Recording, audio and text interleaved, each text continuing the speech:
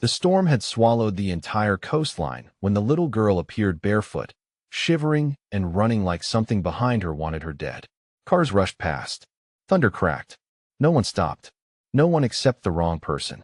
A black SUV slowed beside her. Windows tinted, engine too quiet. The kind of vehicle you only see in stories that end badly. She didn't look at it. She kept running until a woman's scream exploded from the cliffs below. The sound cut through the rain like a knife. The girl stopped, turned, and her heart dropped down by the crashing waves. A car had skidded through the guardrail and plunged into the ocean with a woman still trapped inside. People gathered, shocked, frozen, filming with their phones instead of helping. But the little girl, the runaway, didn't hesitate. She dropped her backpack, stepped onto the slippery rocks, and dove straight into the black water without a second of fear. 9 minutes. That's how long she was underwater. 9 minutes before the crowd screamed, and a pair of small hands dragged the unconscious woman back to shore. Nobody knew who the girl was. Nobody knew where she came from. But within an hour, every crime family in the city would know her name, because the woman she'd saved was the wife of the most feared mafia boss in the entire East Coast. And by sunset, that little runaway would become part of his family forever. Stay with me until the end, because what happened in those 9 underwater minutes turned a terrified child into the most unexpected hero the mafia had ever seen. The girl's name was Sophia. 11 years old, 4 feet 7 inches tall, weighing maybe 80 pounds soaking wet, which she was, standing on those jagged rocks, salt water streaming from her tangled brown hair. She had been running for 3 days straight. 3 days since she escaped from the Riverside Children's Home after Mr. Harrison tried to put his hands where they didn't belong. 3 days of sleeping in bus station bathrooms and eating scraps from garbage cans behind fast food restaurants. Her thin jacket clung to her shaking body like a second skin. Her sneakers were falling apart, held together with duct tape she'd stolen from a hardware store. Everything she owned was crammed into that weathered backpack, now lying forgotten on the rocks above. But none of that mattered when she heard that scream. The luxury sedan had hydroplaned on the rain-licked highway. Sophia watched it happen in slow motion. The expensive car spinning like a toy, smashing through the metal barrier, tumbling down the rocky slope, and plunging hood first into the churning gray ocean. The driver's door was already underwater. The passenger side tilted toward the sky at a crazy angle. Through the rear window, Sophia could see movement. Someone was alive in there. Someone was drowning above her. Maybe 20 people had gathered along the guardrail. They pointed. They shouted. They held up their phones to record the disaster. But nobody moved to help. Someone called 911. A man yelled. The fire department's 20 minutes away, another voice replied. She'll be dead by then, said a woman in a red raincoat. Sophia didn't wait to hear more. She kicked off her broken sneakers and dove. The ocean hit her like a frozen fist. The salt burned her eyes. The current tried to drag her sideways against the rocks, but Sophia had learned to swim in the city pool before her mom died, before the foster homes, before everything went wrong. She kicked hard, fighting the waves, swimming toward the sinking car. The sedan was going down fast. Water poured through the cracked windshield. The engine compartment was already completely submerged. Sophia could see the woman inside, trapped by her seat belt, pounding weakly against the passenger window. The woman had long black hair and was wearing a white blouse that billowed around her in the rising water. Her mouth was pressed against the roof of the car, gasping for the last pocket of air. Sophia reached the vehicle just as it slipped another foot deeper. She grabbed the door handle and pulled. Locked. She swam to the passenger window and pounded on the glass with her small fists. The woman's eyes met hers through the water-streaked window. They were dark brown, wide with terror, but also something else. Recognition. Sophia took the biggest breath of her life and dove under the car. The water was darker here, colder. Her lungs already burned. She felt along the bottom of the vehicle until she found a jagged piece of metal from the crash. A sharp fragment of the bumper that had torn loose when the car hit the rocks. She grabbed it and swam back to the passenger window. The woman was unconscious now. Her body floated limply in the water that had filled the car almost completely. Maybe 30 seconds of air left in the very top corner of the roof. Sophia raised the metal fragment and struck the window as hard as she could. Nothing. Again, a spiderweb of cracks appeared. Her chest felt like it was going to explode. Spots danced in front of her eyes. She needed air. She needed to surface, but if she did, the woman would die. Sophia hit the window a third time. The glass shattered inward. Water rushed into the car. But Sophia was already inside, fighting against the current, grabbing the woman around the waist. The seat belt was still fastened. Sophia's fingers fumbled with the metal buckle. It was stuck. Her vision started to fade. Her body screamed for oxygen. This was taking too long. They were both going to drown. Then the buckle clicked open. Sophia wrapped her thin arms around the unconscious woman and kicked toward the surface. But the woman was heavy, much heavier than Sophia expected, and they were deeper now. The car had continued sinking while Sophia worked to free her. 15 feet to the surface. Then 20. Sophia's legs cramped. Her arms felt like lead. The woman's dead weight dragged them both down. This was impossible. An 11-year-old girl couldn't save a grown woman from a sinking car. The physics didn't work. The strength wasn't there. But Sophia kept kicking anyway. Her head broke the surface just as her body gave out completely. She gasped, choked, went under again. The waves threw both of them against the rocks. Sophia's shoulder scraped against the barnacles, leaving a trail of blood in the water. Somehow, she found the strength to grab a piece of seaweed-covered stone. Then another. Hand over hand, she dragged herself and the woman toward the narrow strip of beach below the cliffs. People were shouting from above. Someone had climbed down and was running toward them through the surf, but Sophia barely heard any of it. She pulled the woman onto the wet sand and immediately started pushing on her chest the way she'd seen on television. Water poured from the woman's mouth. Her lips were blue. Her skin was cold as ice. "Come on," Sophia whispered, pressing harder. "Come on." Sophia tilted the woman's head back, pinched her nose, and breathed into her mouth. Then back to chest compressions. Breathe. Push. Breathe. Push. The woman's body jerked. She coughed violently, expelling more seawater. Her eyes fluttered open. "You're okay," Sophia said, her own voice hoarse from swallowing salt water. "You're going to be okay." The woman stared up at her with those dark brown eyes. She tried to speak, but could only whisper. "Who are you?" "Nobody," Sophia said, already looking around for her backpack. She needed to disappear before the police arrived, before the questions started, before they sent her back to another group home. But as she turned to leave, the woman's hand caught her wrist. "Wait," the woman said, stronger now. "Please, what's your name?" Sophia hesitated. She'd been using fake names for 3 days. Jennifer, Sarah, Amy, whatever seemed safe in the moment. But something in the woman's eyes made her tell the truth. "Sophia," she said quietly. "My name is Sophia." The woman smiled despite her chattering teeth. "I'm Gabriella Rossetti, and you just saved my life." Sophia didn't know it yet, but that name would change everything, because Gabriella Rossetti wasn't just any woman. She was the beloved wife of Marco Rossetti, the head of the most powerful crime family on the East Coast. A man who would kill anyone who threatened his wife. A man who would do anything for someone who saved her. And right now, paramedics were loading Gabriella into an ambulance while Sophia tried to slip away unnoticed into the crowd. But Marco Rossetti's men had already spotted her. They'd been watching from that black SUV since the moment she jumped into the water. The black SUV's engine hummed quietly as Sophia tried to disappear into the chaos. Paramedics shouted orders. Police cars arrived with flashing lights. News vans pulled up along the highway above, but the 3 men in expensive suits who stepped out of that SUV weren't watching the ambulance. They were watching her. Sophia grabbed her soggy backpack and started walking away from the beach, her bare feet slipping on the wet rocks. She kept her head down, trying to blend in with the crowd of onlookers.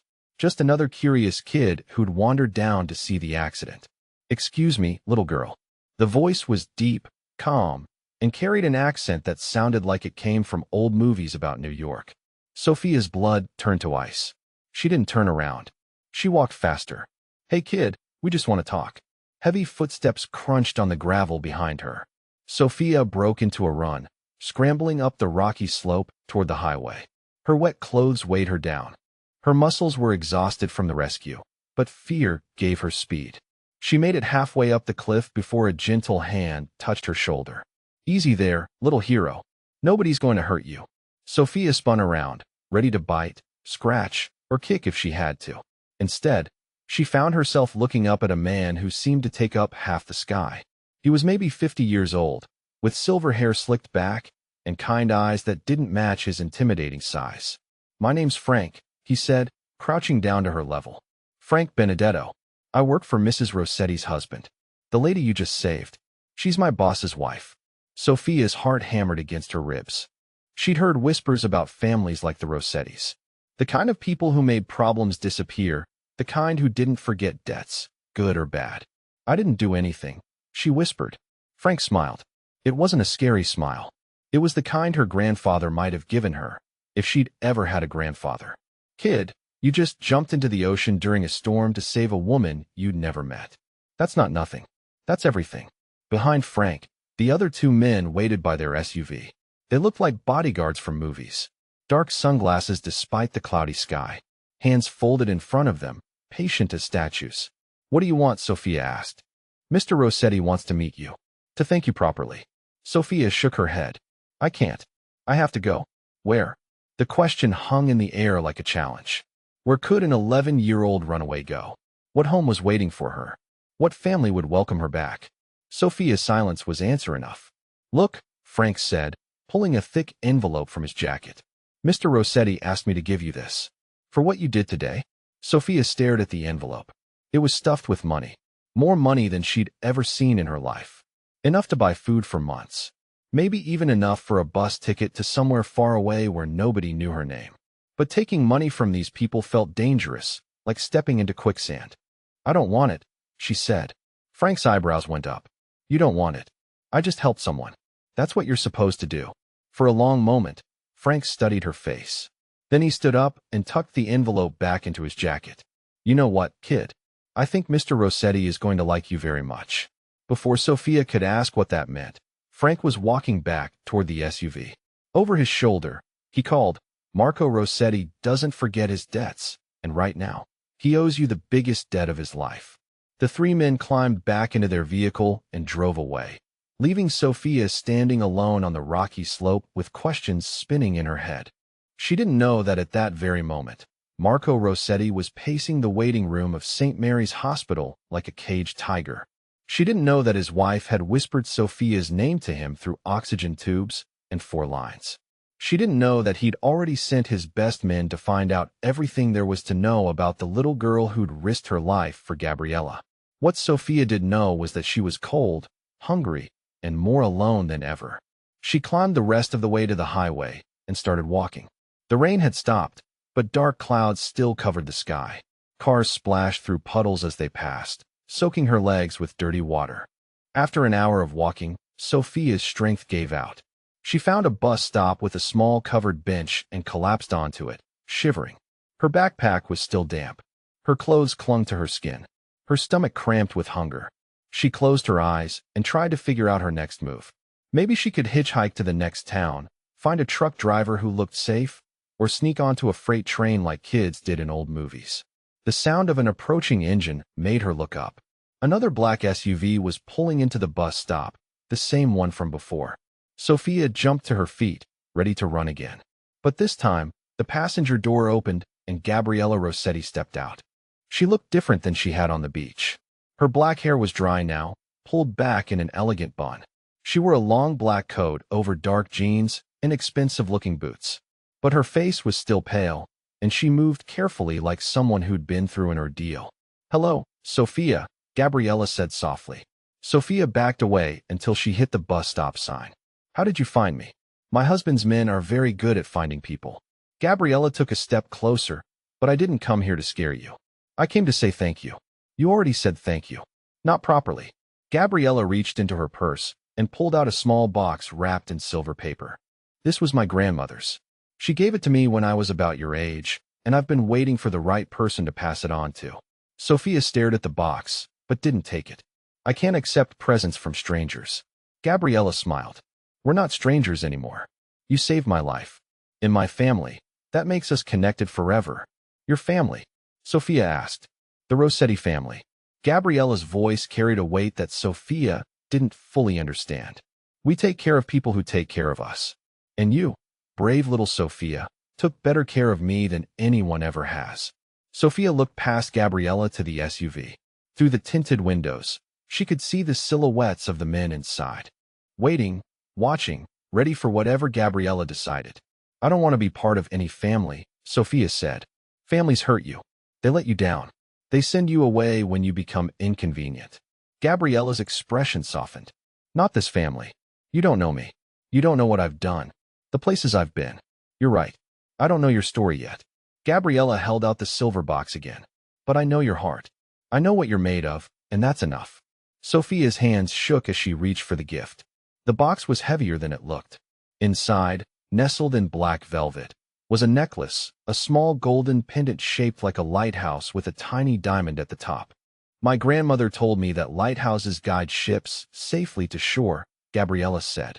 Even in the worst storms, even when everything seems lost. She paused, watching Sophia's reaction. That's what you did for me today. Sophia touched the pendant with one finger. It was the most beautiful thing she'd ever held. There's something else, Gabriella said. My husband would like to meet you, to thank you properly. Will you come with me? Sophia looked up from the necklace. What if I say no? Then Frank will drive you wherever you want to go. No questions asked. And if I say yes? Gabriella smiled. Then you'll have the best meal of your life, a warm bed to sleep in, and a family that will never, ever let you down. Sophia clutched the lighthouse pendant in her small fist. For the first time in 3 days, she wasn't cold anymore. Sophia climbed into the SUV, clutching the lighthouse necklace like a lifeline. The leather seats were warm and soft, nothing like the hard plastic chairs in group homes, or the cold concrete she'd been sleeping on for days. Gabriella sat beside her while Frank drove through the city streets. They passed neighborhoods Sophia had never seen before, where the houses got bigger and the lawns got greener with every mile. Where are we going? Sophia asked quietly. Home, Gabriella said simply. The Rossetti estate sat behind tall iron gates that opened automatically as they approached. Sophia pressed her face to the window, staring at gardens that looked like something from fairy tales. Fountains, stone statues, trees older than anything she'd ever seen. The house itself was enormous. 3 stories of cream-colored stone with columns like a museum. Lights glowed warmly in dozens of windows. It was the kind of place Sophia had only seen in movies about rich people. This is where you live? She whispered. Gabriella nodded. Marco and I don't have children of our own. It gets quiet sometimes. The SUV stopped in front of massive wooden doors. Frank got out first, scanning the area like he expected trouble. Then he opened Gabriella's door, then Sophia's. Welcome to the Rossetti family home, he said with a slight bow. Sophia stepped onto marble steps that probably cost more than most people's cars. Her bare feet looked tiny against the polished stone. Her torn jeans and faded t-shirt felt even more raggedy in this setting. The front doors opened before they reached them. A woman in a black dress with gray hair pulled into a tight bun smiled at Gabriella. Mrs. Rossetti, thank God you're safe. We've been so worried. I'm fine. Rosa, thanks to this brave young lady. Gabriella placed her hand on Sophia's shoulder. Sophia, this is Rosa. She's been taking care of this house longer than I've been alive. Rosa's eyes widened as she looked down at Sophia. This is the child who saved you. This is her. Rosa knelt down to Sophia's level, her stern expression melting into something warm. Then you are a hero, little one. And heroes are always welcome in this house. They stepped into a foyer that made Sophia's jaw drop. Crystal chandeliers hung from a ceiling painted with angels and clouds. A curved staircase swept upward like something from a princess movie. Paintings in golden frames covered the walls. Mr. Rossetti is waiting in his study, Rosa said. But perhaps the young lady would like to freshen up first. Sophia looked down at herself. She was still damp from the ocean. Salt had dried in her hair. Her clothes smelled like seaweed and fear. That's a wonderful idea, Gabriella said. Rosa, could you draw a bath and maybe find some clothes that might fit? Of course. Sophia found herself following Rosa up that incredible staircase, her hand trailing along a banister smooth as silk. They walked down a hallway lined with more paintings and photographs. Happy families, wedding pictures, moments of joy captured forever. Rosa opened a door to reveal the most beautiful bathroom Sophia had ever seen. The bathtub was the size of a small swimming pool, surrounded by white marble and gold fixtures. Fluffy towels hung from heated racks. Bottles of fancy soaps and shampoos lined glass shelves. Take as long as you need, Rosa said kindly. I'll find you something clean to wear. When Rosa left, Sophia stared at herself in the enormous mirror. She looked like a drowned rat. Her brown hair hung in tangles. Dark circles shadowed her eyes. Her lips were still slightly blue from the cold water. But around her neck, the lighthouse pendant caught the light and sparkled like a star. She filled the bathtub with water so hot it steamed. When she sank into it, every muscle in her body sighed with relief. The warmth soaked through her skin, chasing away the last of the ocean's chill. Sophia couldn't remember the last time she'd had a real bath. The group homes had showers with lukewarm water and time limits. Before that, the foster families had made her feel like a burden for using too much hot water. She stayed in that tub until her fingers wrinkled, washing her hair 3 times with shampoo that smelled like flowers. When she finally got out, Rosa had left a pile of clothes on the counter. Soft jeans that fit perfectly, a sweater the color of cream that felt like wearing a cloud, new socks, even underwear that still had tags on it. Sophia stared at the clothes. They were nicer than anything she'd ever owned. How did you know my size? She called through the door. I raised 5 children. Rosa's voice came back. You learned to guess. When Sophia emerged from the bathroom, she found Rosa waiting with a hairbrush and a kind smile. Sit, Rosa said, gesturing to a chair by the window. Let me fix your hair. Sophia sat very still as Rosa gently worked the tangles from her hair. It had been so long since anyone had touched her with such care. Her throat tightened with emotions she didn't want to name. There, Rosa said finally. Beautiful. Sophia looked in the mirror again. The transformation was incredible. She looked like a different person. Clean, cared for. Almost like she belonged in a place like this. Now, Rosa said, are you ready to meet Mr. Rossetti? Sophia's stomach fluttered with nerves. She'd heard stories about men like Marco Rossetti. Dangerous men who solved problems with violence. But he was Gabriella's husband, and Gabriella had been nothing but kind. I'm ready, Sophia said, though her voice shook slightly. They walked back downstairs and through corridors lined with artwork that probably belonged in museums. Rosa stopped in front of heavy wooden doors carved with intricate designs. She knocked softly. Come in, said a deep voice from inside. Rosa opened the doors and Sophia stepped into Marco Rossetti's private study. The room was all dark wood and leather, filled with books from floor to ceiling. A fire crackled in a stone fireplace.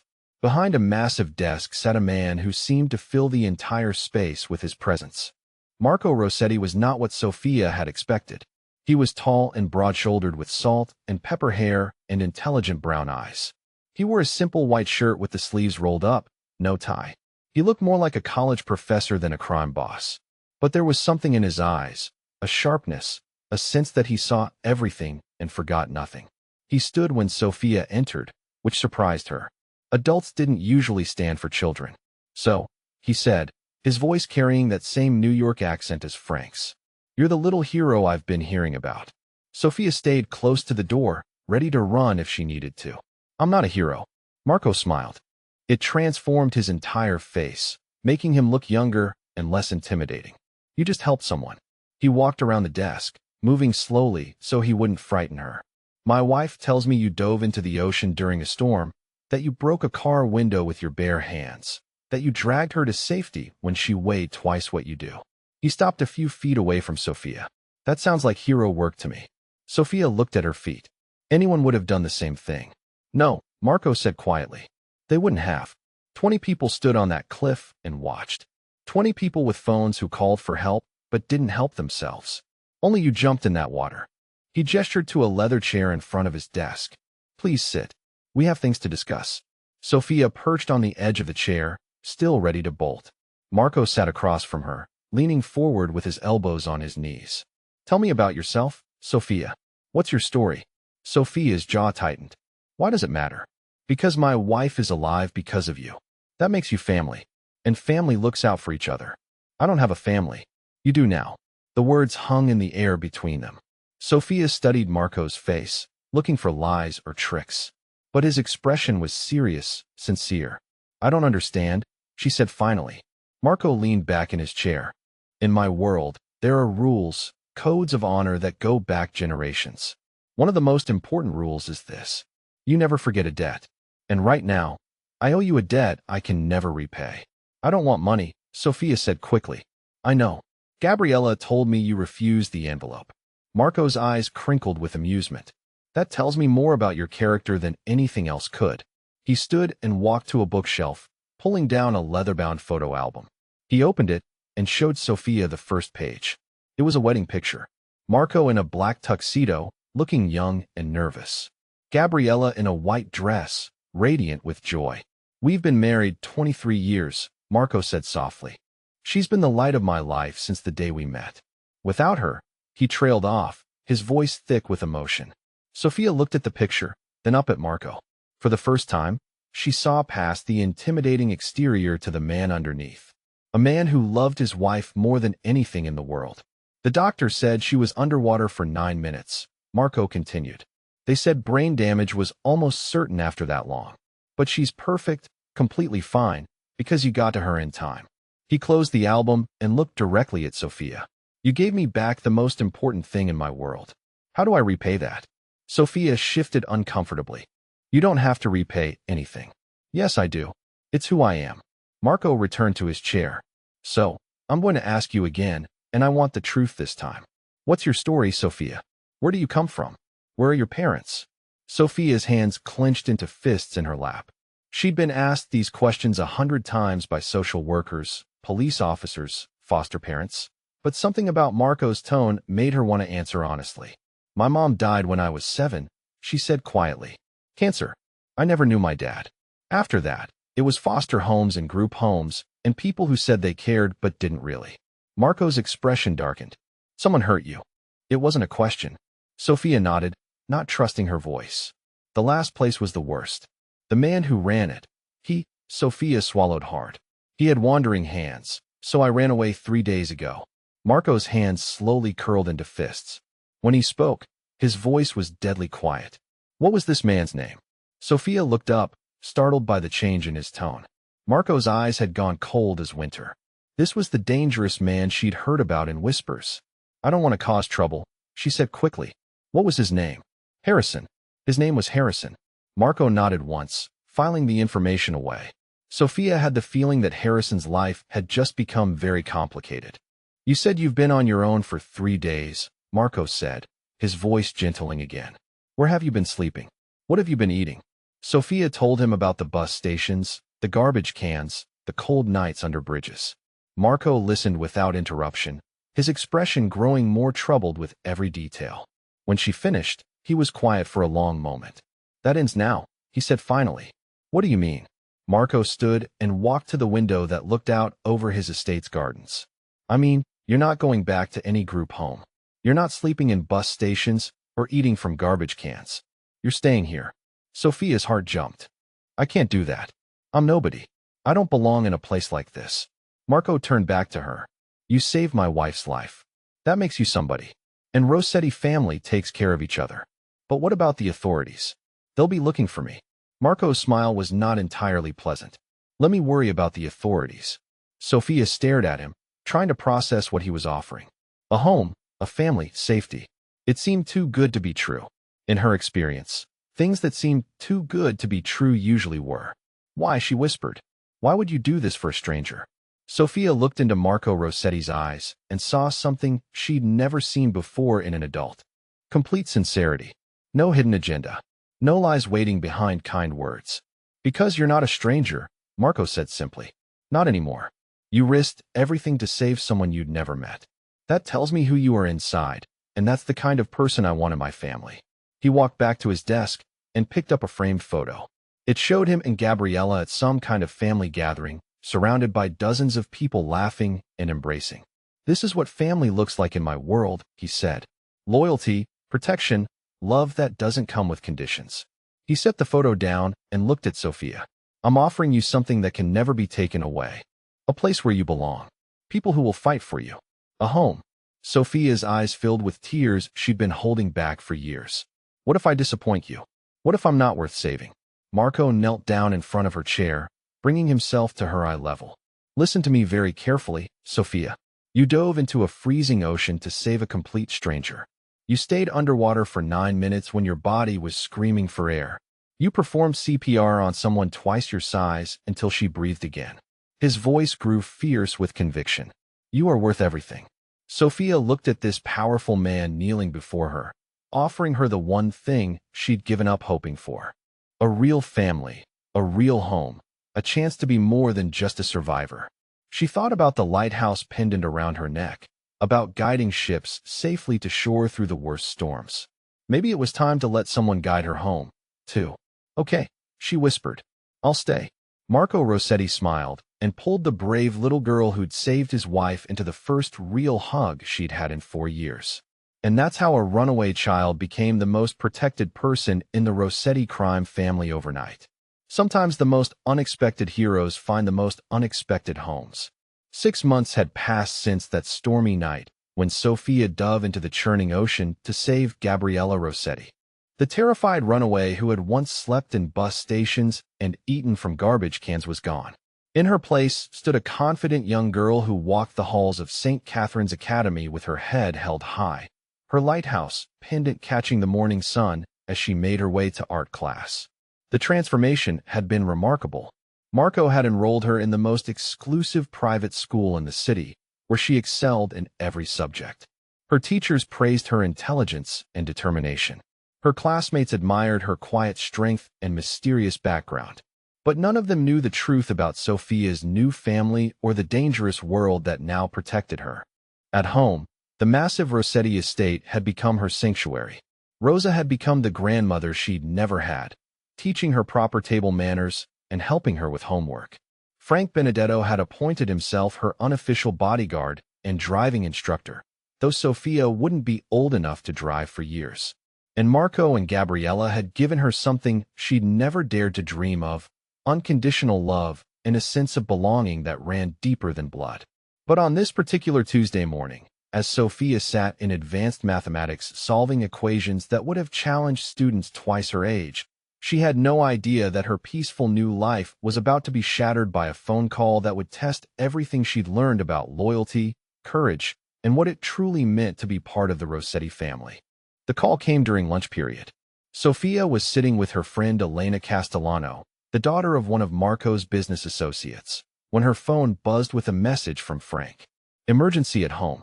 Car waiting outside. Come alone. Don't let anyone see you leave. Sophia's blood ran cold.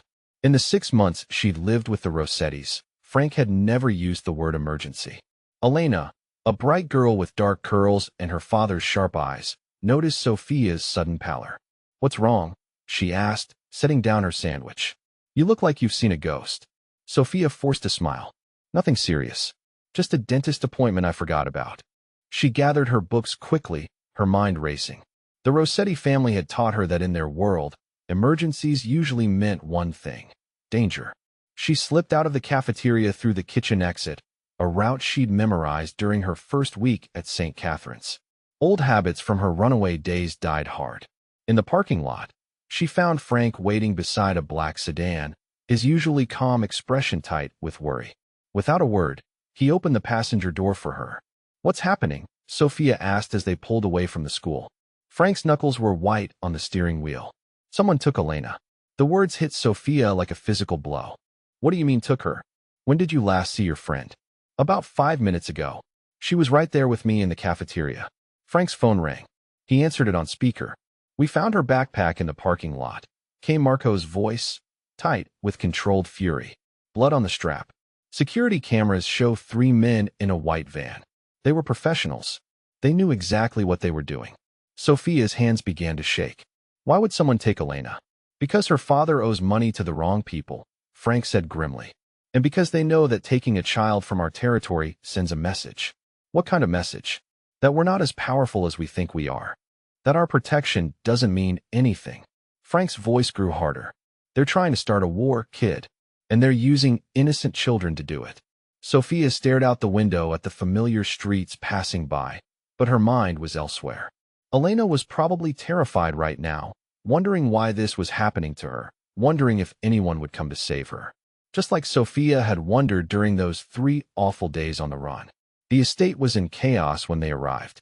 Men in dark suits moved through the halls with the efficiency of a military operation. Phones rang constantly. Maps were spread across the dining room table. Marco stood in the center of it all, issuing orders with the calm precision of a general preparing for battle. When he saw Sophia, his expression softened slightly. "Are you all right?" he asked, pulling her into a brief hug. "You're not hurt." "I'm fine, but Elena, we're going to find her." Marco's voice carried absolute certainty. "We're going to bring her home safely. But I need you to stay here with Rosa. This isn't a game, Sophia. These people are dangerous." Sophia looked around the room at all the activity, at the maps and phones and grim faces. She thought about Elena, somewhere out there, scared and alone. She thought about the debt that had put her friend in danger and the message the kidnappers were trying to send.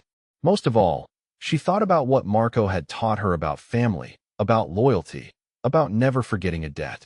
"What if they hurt her?" Sophia asked quietly. "What if we don't find her in time?" "We will," Marco said firmly. "We have people everywhere. Contacts in every neighborhood. They can't hide her forever." But even as he spoke, Sophia could see the worry in his eyes. She could hear the uncertainty beneath his confident words. The truth was, in a city of millions, 3 professional kidnappers with a head start could disappear completely. A new voice cut through the noise. "Mr. Rossetti, we've got something." One of Marco's men held up a tablet showing surveillance footage. White van, license plate partially obscured, heading toward the warehouse district. Frank stepped closer to examine the screen. "That's the old Martinelli territory. Been empty since the family disbanded last year. Perfect place to hide someone." Marco studied the footage, his expression calculating. "Too perfect. They want us to find this. It's probably a trap." "So what do we do?" Frank asked. "We're careful," Marco replied. "But we also don't have a choice. Elena's been missing for 2 hours already. Every minute we waste gives them more time to move her, or worse." Sophia listened to the conversation with growing frustration. They were talking about Elena like she was a chess piece in some larger game, but she wasn't. She was an 11-year-old girl who collected butterfly stickers and wanted to be a veterinarian when she grew up.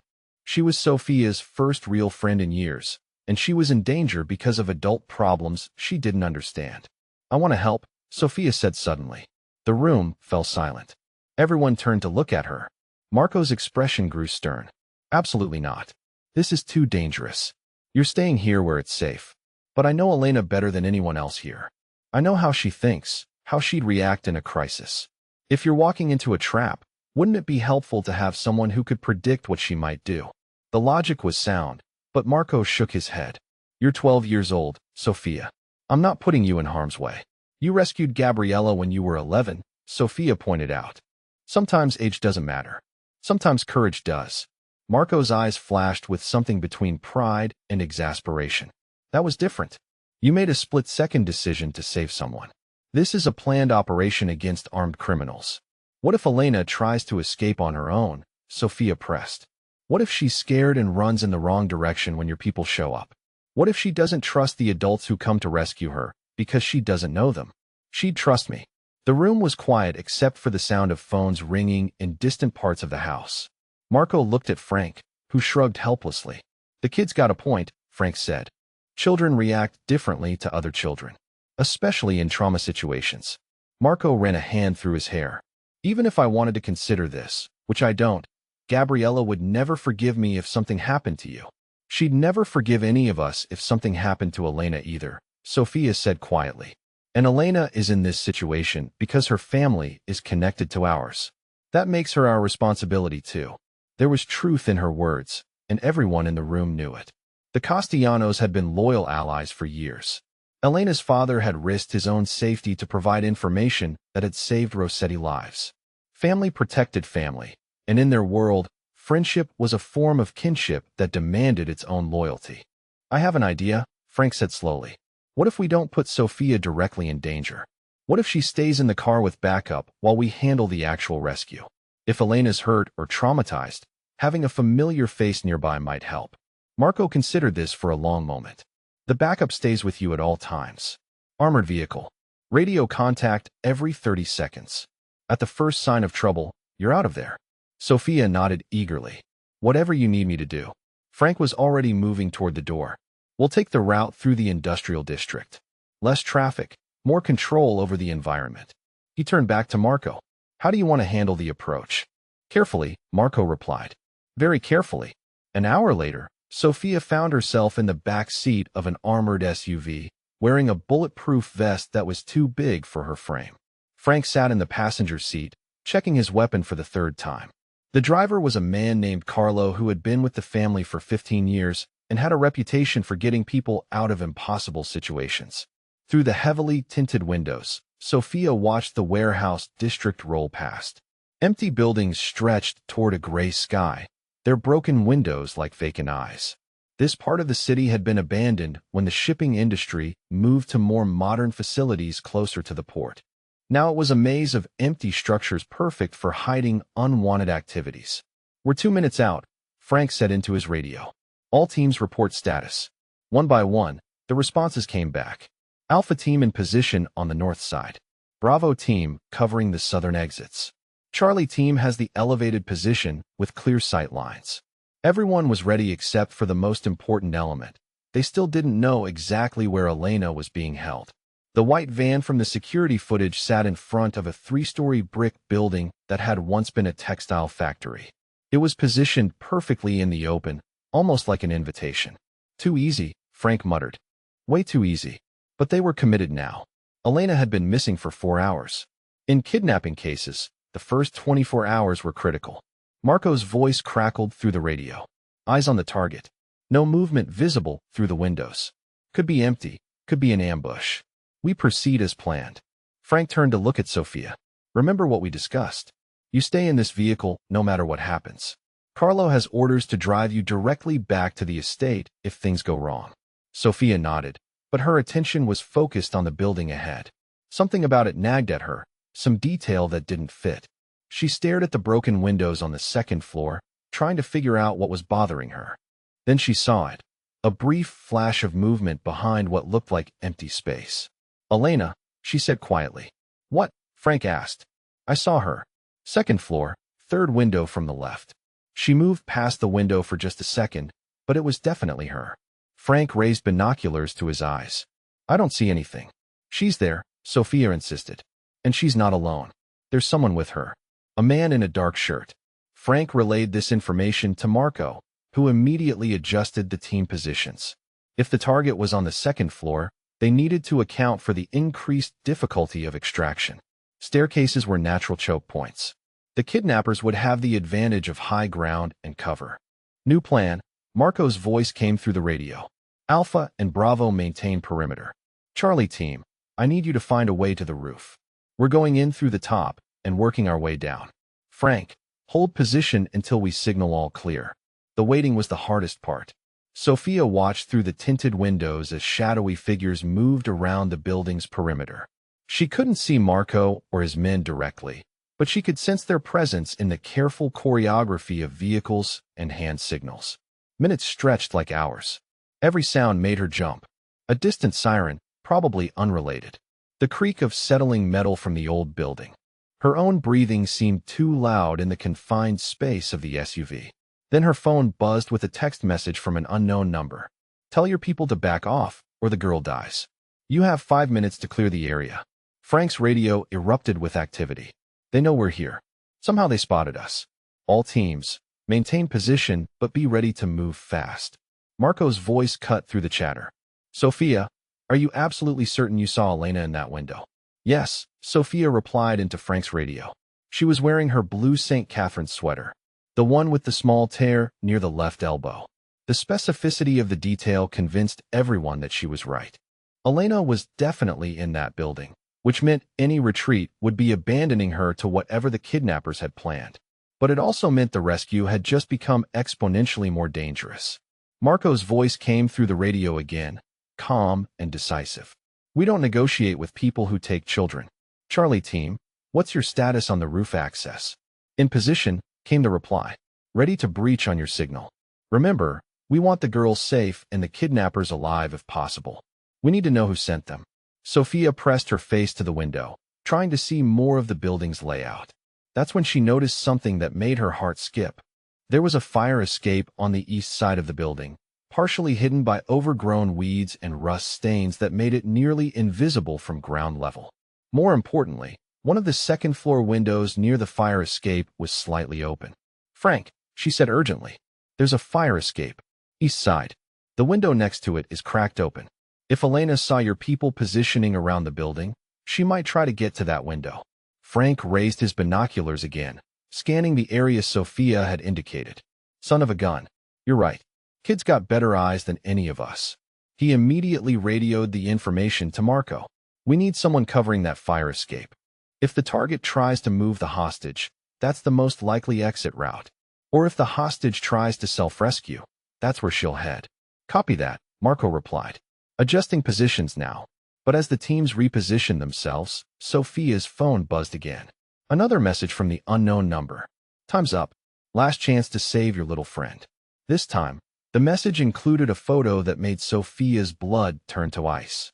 Elena, tied to a chair in what looked like an empty office room, tears streaming down her face. She was clearly terrified, but alive. "They want us to see her suffer," Frank said grimly. "They're trying to make us act emotionally instead of strategically."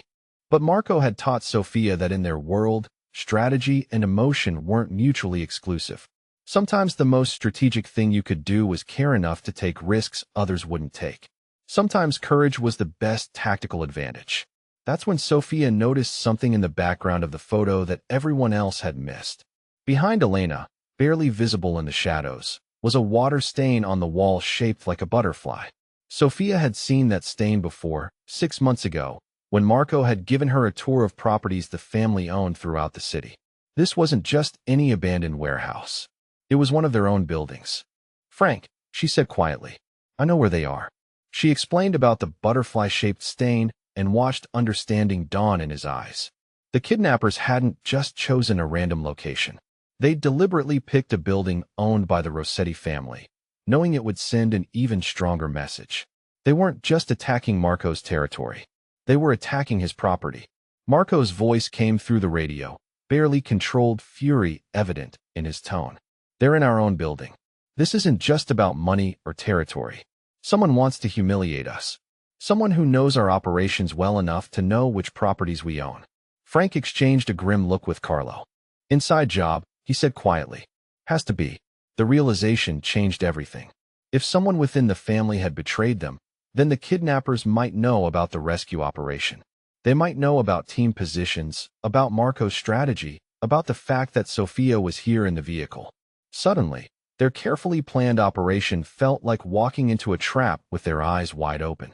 But even as the situation became more dangerous, Sophia felt a strange sense of clarity. Elena was her friend. Elena was in that building, terrified and alone, because of adult conflicts she didn't understand. And whether this was a trap or not, whether someone had betrayed them or not, Elena deserved to be rescued. She deserved to go home to her family, just like Sophia had been given a chance to find her own. "Frank," she said, her voice steady despite the fear coursing through her veins. "What if we're thinking about this wrong?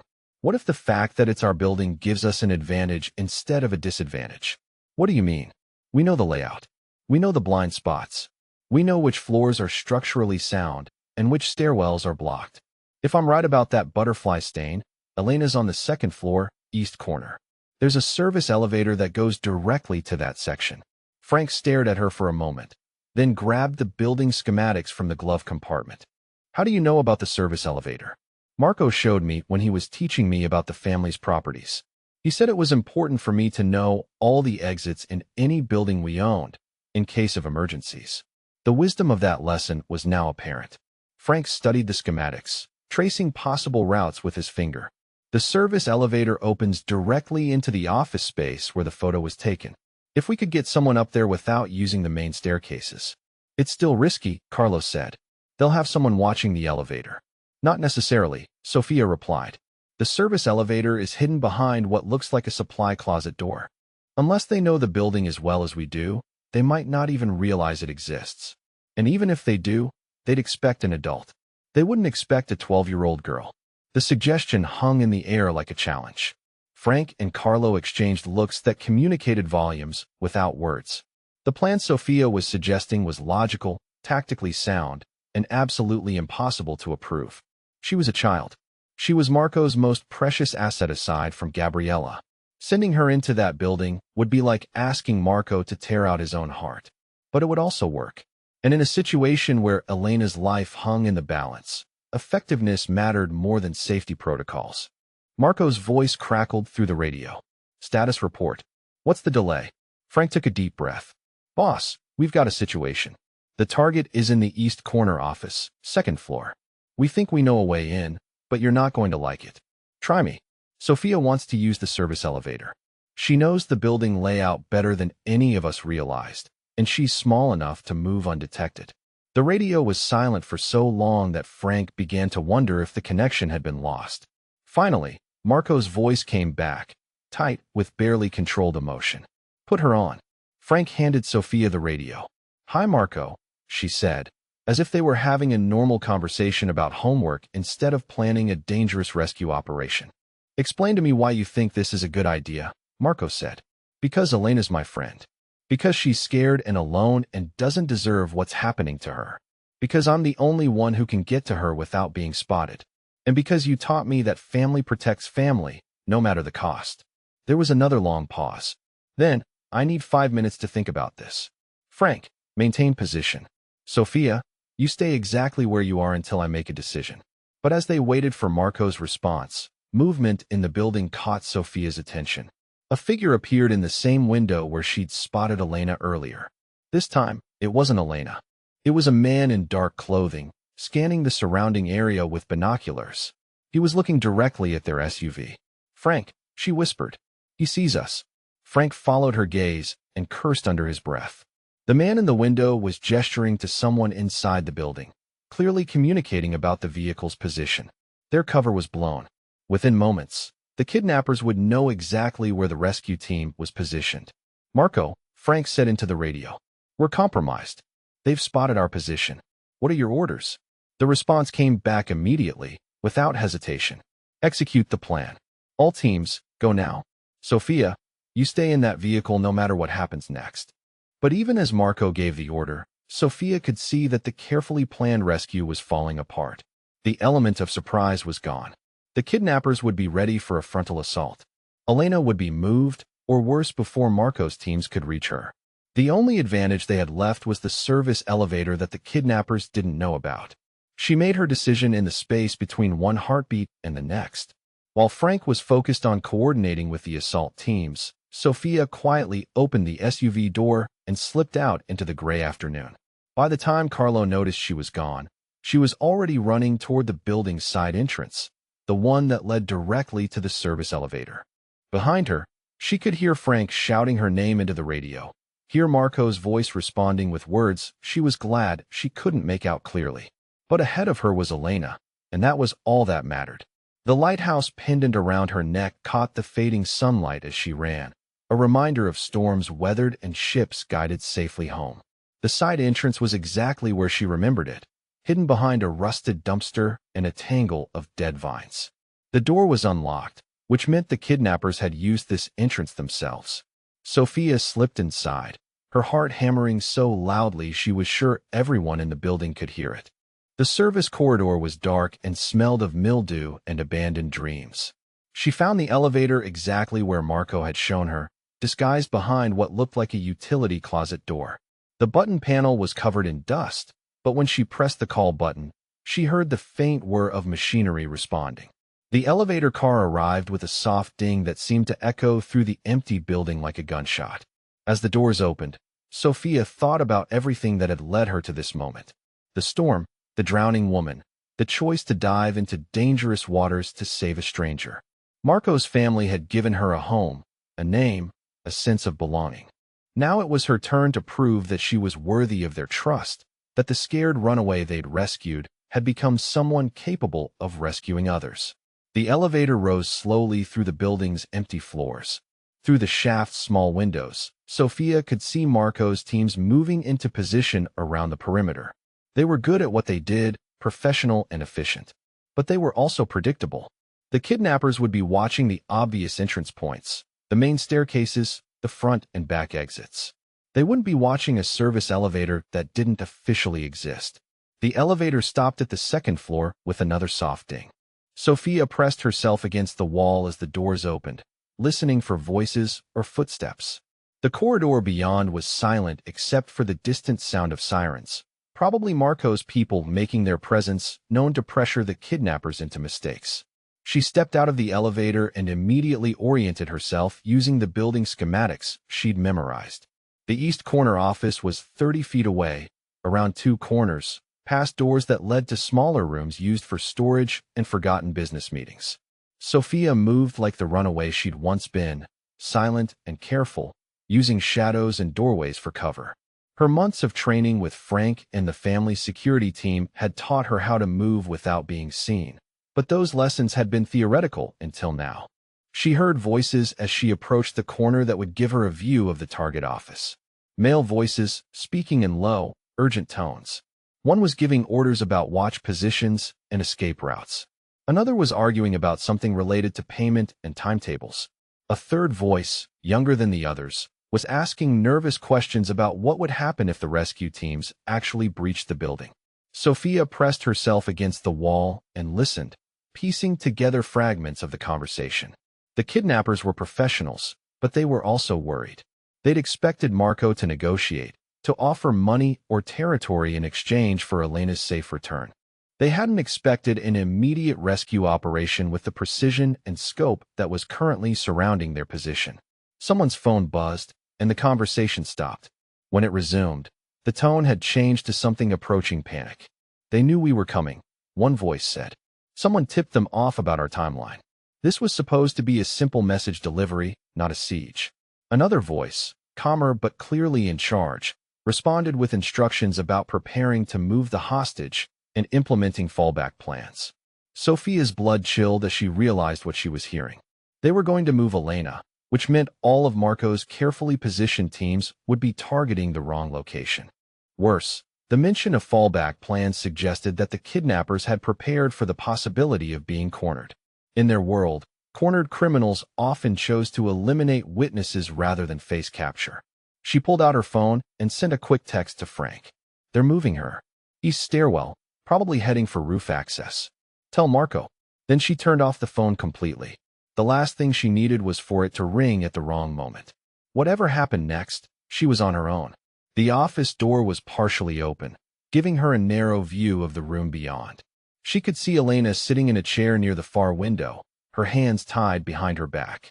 Elena's face was streaked with tears, but her expression was defiant rather than defeated.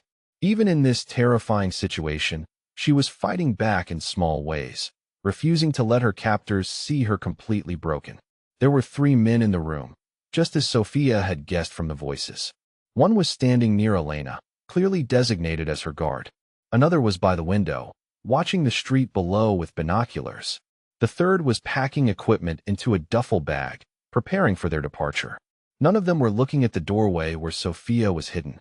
She studied the room's layout, looking for advantages and opportunities. The guard near Elena was armed but relaxed, not expecting trouble from a tied-up 11-year-old.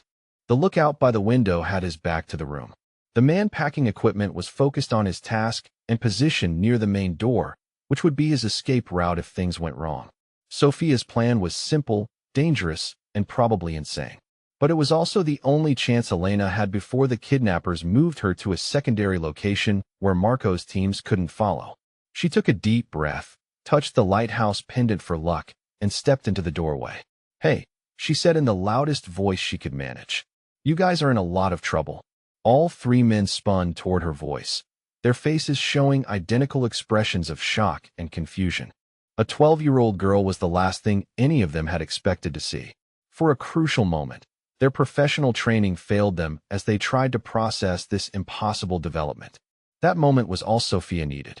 As the men turned toward her, she dove sideways into the room, rolling behind a stack of old filing cabinets that provided cover and put her closer to Elena's position. Simultaneously, she pressed the emergency button on the watch Marco had given her, sending a silent alarm that would bring every member of his rescue team directly to this room. Elena's eyes went wide with recognition and hope. "Sophia," she whispered, "what are you doing here?" "Getting you out of here," Sophia replied, working frantically to untie the ropes around Elena's wrists. The kidnappers had recovered from their initial shock, and were moving to regain control of the situation. She could hear footsteps and urgent voices as they tried to understand how a child had infiltrated their operation. The guard who had been watching Elena appeared around the edge of the filing cabinets, his weapon drawn, but his expression uncertain. He'd been prepared to deal with adult rescue teams, not with a brave but foolish child who had somehow found her way into their stronghold. "You need to come with me right now," he said, trying to sound authoritative. "This isn't a game." Sophia ignored him, focusing all her attention on the knots that bound Elena's hands. Frank had taught her about rope work during their security training sessions, but these were professional restraints designed to prevent escape. Her fingers worked desperately at the tight coils while her mind calculated how much time she had before the situation became completely hopeless. Elena, meanwhile, had begun to understand what was happening. Her fear was being replaced by determination as she realized that rescue was possible, that she wasn't going to die in this abandoned building. She began to work with Sophia, twisting her wrists and pulling against the ropes in ways that loosened the kidnapper's careful knots.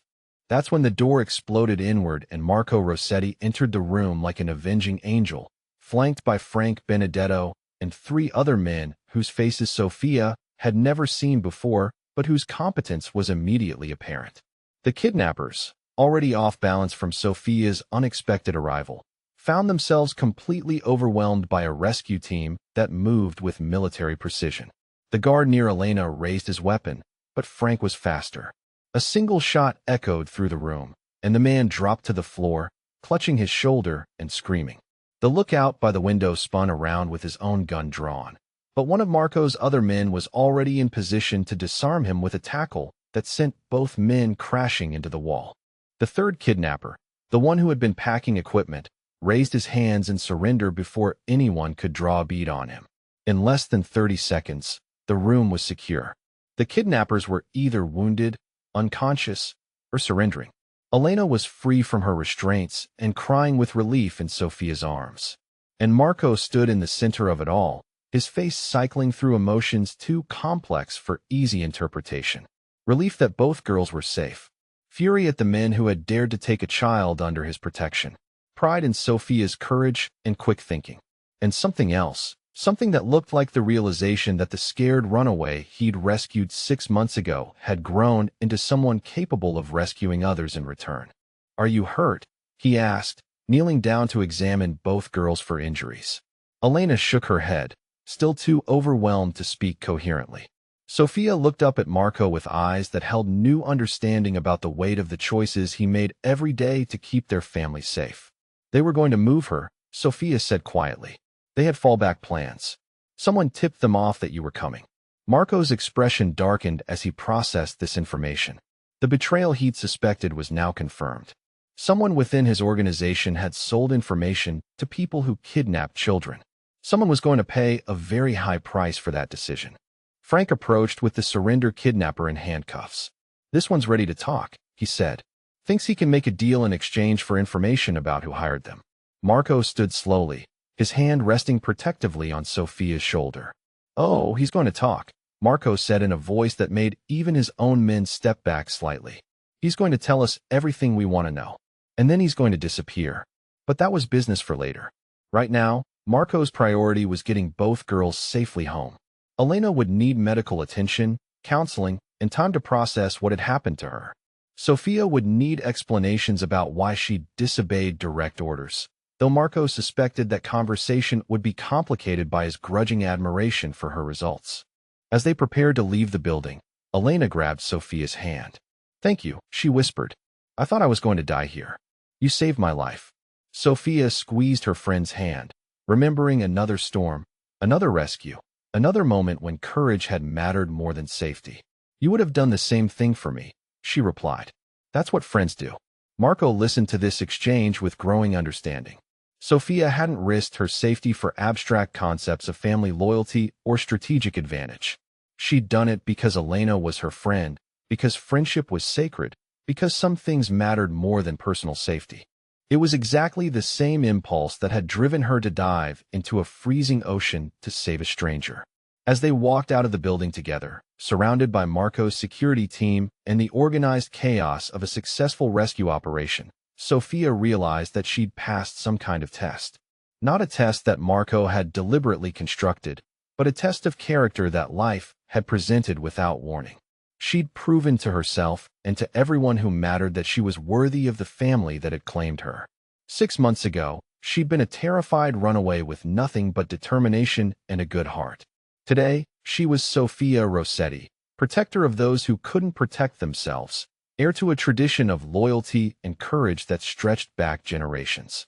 The lighthouse pendant around her neck caught the setting sun as they climbed into the waiting vehicles, a symbol of storms weathered and ships guided safely home. Elena would recover from her ordeal and return to St. Catherine's Academy, where she and Sophia would remain best friends throughout their school years. The kidnappers would provide information that would lead to a larger network being dismantled, making the city safer for other children who might have become targets. And somewhere in the city, the person who had betrayed the family's trust was about to discover that Marco Rossetti never forgot a debt, whether it was owed to him or by him. But all of that was still in the future. For now, it was enough that Elena was safe, that Sophia had proven herself, and that the family that had rescued a runaway child had gained a new protector in return. Sometimes the most unexpected heroes find the most unexpected homes. And sometimes, those heroes grow up to protect the homes that saved